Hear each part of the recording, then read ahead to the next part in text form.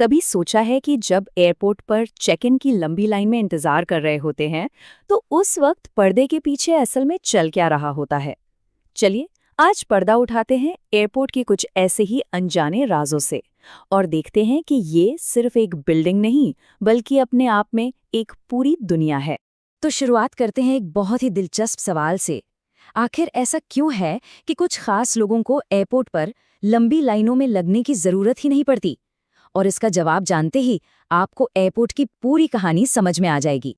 देखिए दरअसल किसी भी बड़े एयरपोर्ट पर एक ही वक्त में दो अलग अलग दुनियाएं चल रही होती हैं।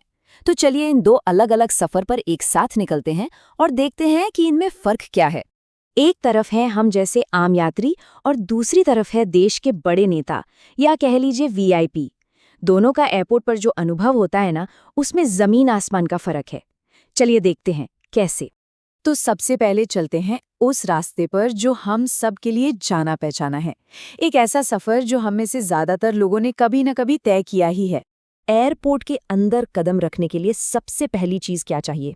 एक वैलिड टिकट और आईडी। बिल्कुल।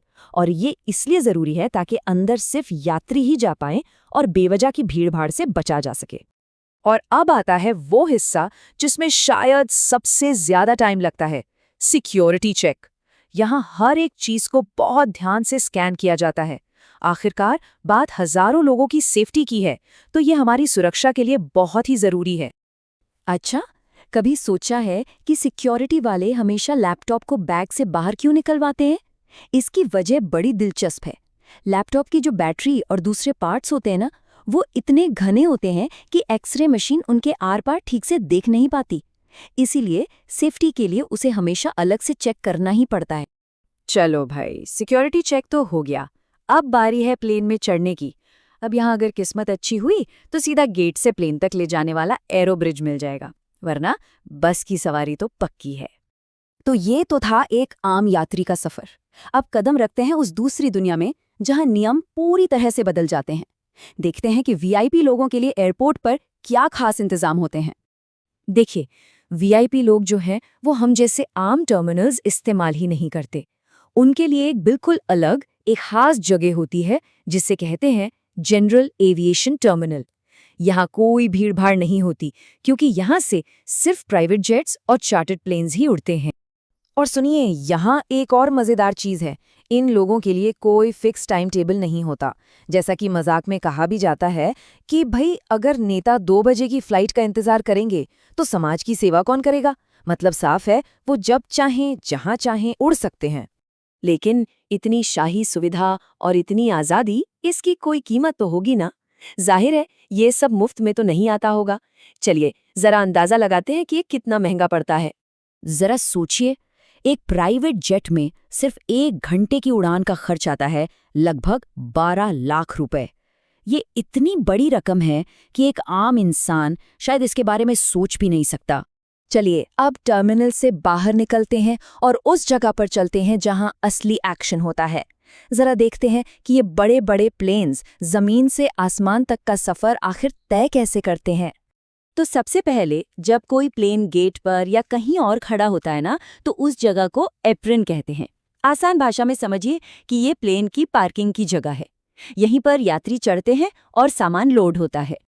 अब अपनी पार्किंग की जगह से उड़ने वाली पट्टी तक जाने के लिए प्लेन जिन रास्तों का इस्तेमाल करता है उन्हें टैक्सी वे कहा जाता है। इन पीली लाइनों वाली सड़कों पर प्लेन बिल्कुल टैक्सी की तरह ही धीरे धीरे चलता है। और फिर आता है रनवे, जिस पर सफेद लाइनें होती हैं। ये एयरपोर्ट का सबसे जरूरी हिस्सा है क्योंकि यहीं से प्लेन अपनी पूरी रफ्तार पकड़कर आसमान में उड़ता है या फिर यहीं आकर लैंड करता है। अब शायद ये सवाल आए कि टैक्सीवे इतना जरूरी क्यों है। इसका सबसे अच्छा उदाहरण है दिल्ली और पटना एयरपोर्ट की तुलना। दिल्ली में कई सारे टैक्सीवे हैं तो प्लेन रनवे से जल्दी हट जाता है, जिससे हर 20-22 सेकंड में एक नई फ्लाइट उड़ सकती है।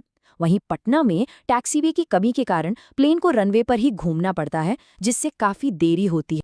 लेकिन एक मॉडर्न एयरपोर्ट सिर्फ रनवे और टर्मिनल ही नहीं होता, बल्कि ये अपने आप में एक पूरा चलता फिरता धड़कता हुआ शहर है। आप अंदाजा लगाइए, दिल्ली एयरपोर्ट इतना बड़ा है कि उसके 2 रनवे के बीच में जो कई किलोमीटर्स की जगह है, वहां एक पूरा का पूरा बिजनेस हब बना दिया गया है।